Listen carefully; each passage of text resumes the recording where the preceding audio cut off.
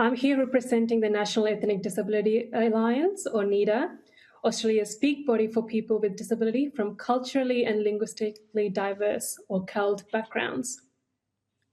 As a disability representative organisation for CALD communities, we represent the lived experiences of the communities who face intersectional barriers, often related to language, culture, disability, ethnicity, and migration history.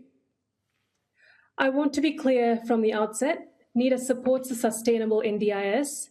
We recognise the pressure on the scheme, and we are not here to argue against the reform. Our concern is narrower but serious. The bill assumes that participants can independently navigate a more complex system, understand new eligibility tests, recognise when they qualify for a plan review, find alternative supports if their funding changes, and challenge a decision if they disagree with it. For many people with disability, that's already a difficult assumption to live up to. For people from CALD backgrounds, those difficulties are compounded further.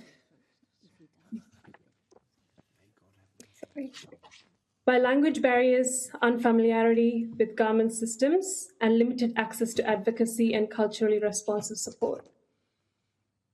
At the scale of that gap is already visible.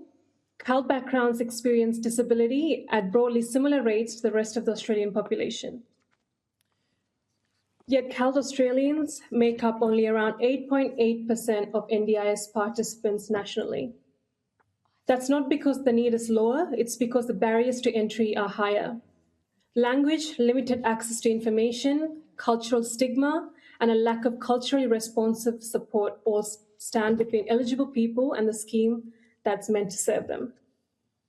NEDA is concerned this bill will deepen that gap rather than close it, particularly where it tightens reassessment pathways, narrows how support needs are recognised, and relies on participants to independently navigate more demanding processes to access or retain support.